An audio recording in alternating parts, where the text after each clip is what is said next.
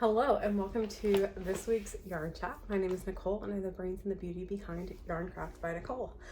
Long time no see. I was not expecting to be gone quite as long as I was. So thank you for your patience and bearing with me. We had a wonderful trip to Seattle, or like the Seattle area, for my sister's wedding, which was gorgeous. And that whole week was delightfully busy with wedding prep and just a wonderful time with family. And then we came back and got COVID at some point, probably on the plane, and that knocked us out for like a week, and we're finally better and we're finally able to do things. I'm recording this on Memorial Day. We spent today at the zoo this morning.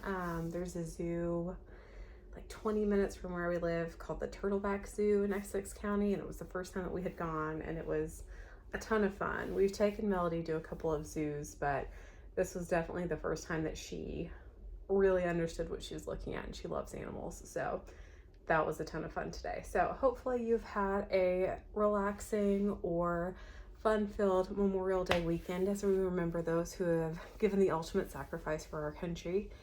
And let me go ahead and dive into some yarn. So the first thing that I'll do is talk about what I'm wearing. This is one of the zillion Hexy Granny cardigans. I did not use a pattern for this.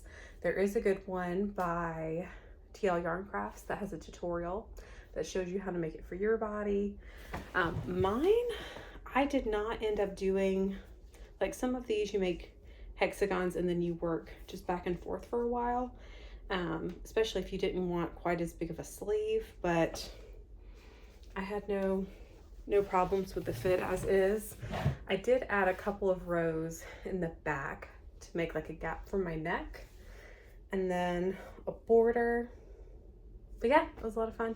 I used Hobie's Twister Solid, which can be a pain in the butt to work with because it can be very splitty, but wears and drapes like a dream. So I reach for it often, but I definitely have a hate-love relationship, but mostly love with this yarn, and it's perfect for summer and super easy to take care of. I wore this as my like Barbie fit for Comic-Con last year. So let me show you what I've been up to. I actually have 3 finished objects, but one of them is a secret and I can't show it to you yet. But it's really pretty and I'll show it to you when I can. But the first thing I'm going to show to you is not a secret, and it is a pattern that is out now called the Sera Scarf. So I think the last time that you saw it, I had maybe one of the 2 panels done. This has been folded up after I took pictures with it, but it's got this really fun chevron shape. It is very, very long, so if you are a tall person, this is great, or if you just really like a long scarf, it's wonderful. I have pictures on my Instagram and Ravelry of me wearing this. I also think it would be pretty easy to adapt this if you didn't want quite as long of a scarf and just use 2 colors instead of 3. And some of the testers in their photos also just wrapped it around their neck twice and then had the 2 sides hanging down. I used 100% merino wool for 2 of the colors, and then the dark one is the cashmere merino from La Bien-Aimée. And all of these grew significantly with blocking. I actually had to throw it in the dryer to shrink it back down a little bit. On low, and I checked on it every like 10 minutes and it came out perfect, and I just dried it by itself, but yeah, I really like it. I think I'll get a lot of wear out of it in the fall, and I love the colors that I chose, and it's just such a fun, unique pattern.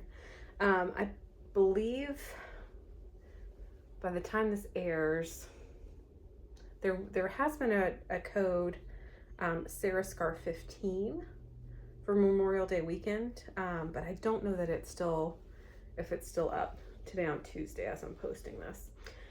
But this is great. It's from the Crafty Crocheter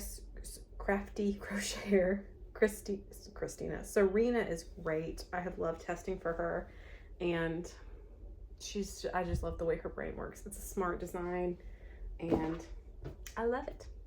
The other thing, you might kind of see it back here, is I think I'm calling it my Going Rogue wrap that I actually wore at my sister's wedding, which was really fun. And it's a rainbow, and it was perfect for that. So just a little bit chilly. But as you can see, like one side, come here, Francesca, is closer than I needed you to come, is more, I don't know, kind of earthier, warmer colors, which went perfectly with my dress. My dress was almost this color. And then the other side is more cool tones. There is no pattern for this. I started with a pattern that I deviated from pretty quickly. Maybe I'll write this up. I'll see if there's anything like it out there before I do.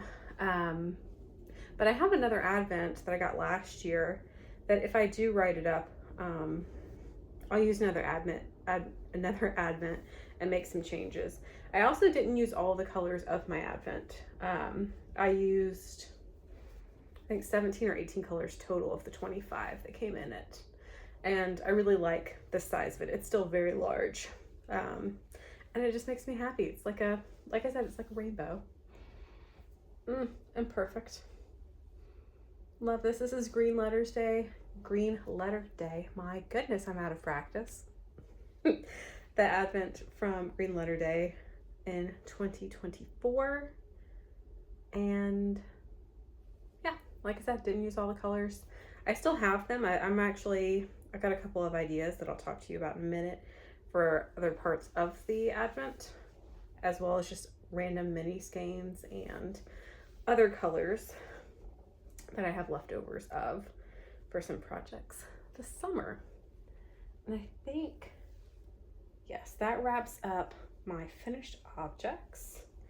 I'll now show you my whips. I've got 2 whips going right now, which is about all I can manage right now. Is 2 whips. I used to be like a ton of whips girly, and I still like a lot of whips, but one, it drives my husband crazy to have a zillion whips all over the house.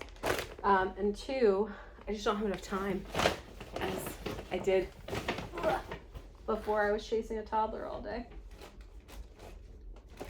Okay. My very classy project bag. I had this was something that I worked on. Well, something I thought I was going to work on. I didn't end up working on it when we were in Seattle. And it's also been like an in and out of a purse project. We've been driving places. So anyway, that is why it's not a particularly cute project bag. But this is the Clover top that is currently in testing from Bah Humble, Stacy from Bah Humble. This is the back panel, and it is actually kind of showing up true to color. I feel like every time I take a picture of this red, it looks more like a ruby red, and it's a true brick red in my opinion. But I am loving the stitch pattern. The drape is fantastic, and it hasn't been blocked or anything yet. I met gauge with the size needle required. I thought I was gonna have to go up a size, but this stitch opens up more than I thought it would. This yarn is from Treehouse Knits. I actually bought it to make a different top, but in an effort to use my stash when I was going through and seeing if I already had enough yarn of any, like if I already had enough sweater quantity to make this when I applied to test. I did have enough of this color, so I decided that it was time to use it in this top, and I think it's gonna be gorgeous. And it's a wrap top, so like I said, this is the back panel, and there'll be 2 front panels, like a working wrap, with a little tie on the side, I think cap sleeves. But it's super cute. I love it. I love this color against my skin. I think it looks good with the hair. The hair can't decide if it wants to be red or purple these days. Yeah, I really like it. It's a good car crochet project or like TV crochet project because it's once you memorize the stitch repeat, it's a pretty simple panel, at least on the back. So like this is what I was working on when I was watching Last of Us last night, which I was not ready for. That show is so good and so intense. And I did not play the game, so all of this is all new to me whenever we watch new episodes. So loving that, but this was a good project for that. There was one part in last night's episode where I just had to stop doing everything that I was doing, so I was just aghast at what had happened. But yes, Clover top currently in testing from Bah Humble, and I've tested for her before too. This is the first time I've tested Tunisian top for her. I think she has one or two already out, but I got to meet her at Rhinebeck last year, and she was an absolute delight, and talked about this top in specifically because I think she was wearing her sample maybe of it at Rhinebeck last year. Anyway, that is that. Okay, so we have some news with this next project. This next project is a very happy and scrappy project. Another, tray chic project bag over here. Let's see if I can pull this out. There goes my hook. I was working on this on the way to the zoo today, so it's a little bit all curled in on itself. But this sweet thing, it's so good. I feel like I never get to see the whole thing spread out because it's all almost curled up in my lap. But this is going to be a receiving blanket for a sweet little baby that's coming in October, because Melody is getting a sister in October, which is another reason I've been MIA. I've had very little energy with this pregnancy, and getting COVID and helping out with a wedding did not help me at all with that. But finally getting energy back, which is good. So I'm almost finished with this. I made a blanket for Melody before she was born, and we got some great photos of her in the hospital, like the newborn photos that you can get with her wrapped up in it. And it was so cute and colorful. So I kind of wanted to do something similar for this little girl, and I wanted to do something that had squares and was scrappy, but not the same thing I did for Melody. And I'm really pleased with the way that this is coming together. So I'm almost done. Just got this little corner and the border, and I think I'm gonna do the border in this blue. But yeah, that's for sweet little baby Michael, who's coming in October. And we're delighted. We're delighted that we are having a girl. We're delighted that Melody is getting a sissy. She's almost 18 months and doesn't quite know what that means, because she doesn't have any cousins or anything like that to kind of grasp what siblings would be like. So right now it's just all excitement because she's excited for something fun that's coming in October. So that is my other whip, which hopefully, honestly, I'll finish today, block it, and then put it away in the hospital bag. But I love it. I love the colors. I try to pick some colors that were a little bit more fall. And then some of these I also used, like some of these scraps were from the alphabet blanket I made for Melody, which I'm going to talk about another one. I don't think any of these I used in her receiving blanket, but I love it. It's so cute, and it's been a true joy to work on. And this has been the first thing that I've made for her, for this sweet girl. I feel like last time I feel like by this point maybe I hadn't finished anything yet, but I feel like I had more ideas or more time maybe for what to make for Melody. But we're very excited. Like I said, we're thrilled. We're thrilled about another little Michael. And that gets me into Scrappy Summer Make Along. So I talked a little bit about this before, about doing a Scrappy Summer Make Along, and I think we should still go for it. So this is what I've come up with, and you can let me know in the comments below if you think there's something more that we should add or just what you think of this in general. But what I'm thinking of is that this is Memorial Day weekend, so I'm going to be predominantly working with scraps over the summer anyway, which I'm going to talk about a couple of projects I have in mind for that. In fact, yeah, I do have that book. Nope. Yeah, I do. I have the book that I need for that. So as part of this Scrappy Summer Make Along, I think that I'm gonna pick a winner that talks about maybe a Scrappy project that they're working on, or maybe has some good ideas for other Scrappy patterns, favorite ways of using scraps, something like that. I'm gonna pick one every month. So any comment that you make dealing with Scraptastic Summer or Scrappy Summer will enter you in to win, and then at the end of the month I will pick a winner. So for this first month, it'll be at the end of June, probably the last podcast in June, and then I'll do one for July, and then probably can do one for August too. So we could have 3 winners, and it'll include a free pattern from me. It'll also include something handmade from me, and then maybe another little goodie.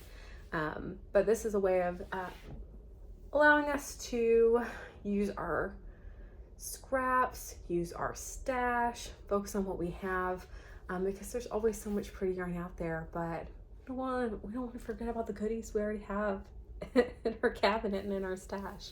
So yeah, that's kind of what I'm thinking. Let me know down below if there's something else you think we should add or any other ideas. But I'll have a winner a month, and you can comment on any video within that month talking about using your stash or using your scraps, and that will enter you to win. Okay, cool. And make sure that you're subscribed. That helps me a lot. Liking the video also helps me a lot too. So let's get into Scrappy / stash projects. If you remember, and I definitely forgot to bring it in here, I made an alphabet blanket for Melody before she was born, and I'm gonna make the same one for her sister with different colors. And so I've got some of those already pulled out in this box right here. So you saw me get these. These are going to be the contrast colors for the letters. Melody's blanket had dark blue letters. In fact, it had this exact Malabrigo dark blue, and I'm going to be using some of that blue in the blanket as well. So like hers had a dark, her sister's will have a light one, and I think that's going to be really pretty. I believe that the pattern is written for maybe 5 colors or 6, maybe 5 colors for your squares and a 6 color for your contrast.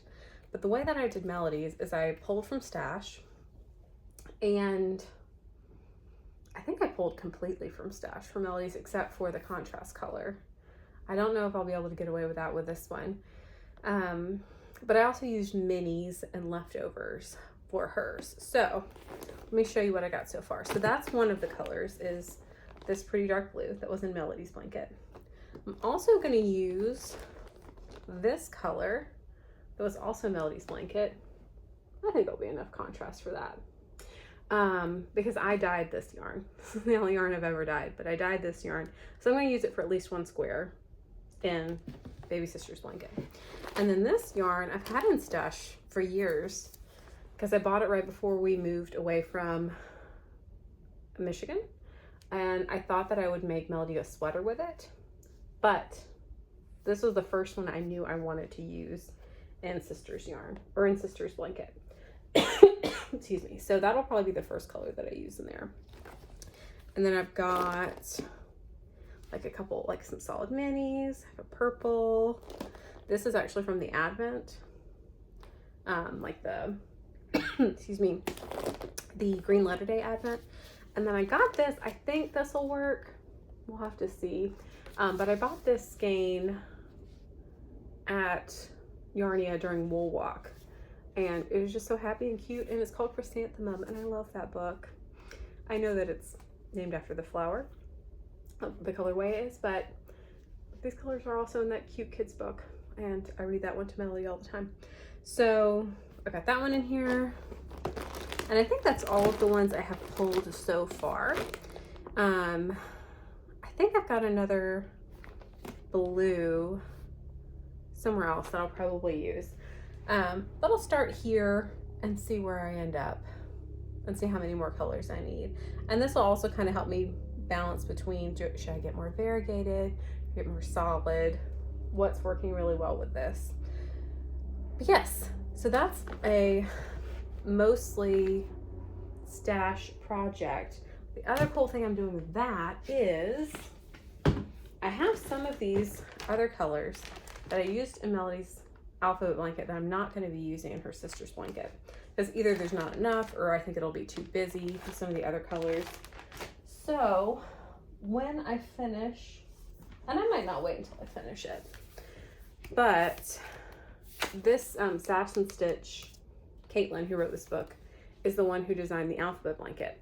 And one of the reasons I bought this book is because I wanted to make this cardigan. They're all granny squares, they're all finger weight, and it's join as you go. I actually tested one of the patterns in this book. Let's see if I can find it. That uses a similar technique. Uses the same technique actually. But you do, the squares are a little different. Let's see if I can find it. Yeah. This one, I tested that cowl. But anyway, so I'm familiar with the technique. And all of the people that I have seen make the granny square cardigan, the Choose Your Own Adventure one, have done it the way that she designed it, where you use like a set, let me come back over here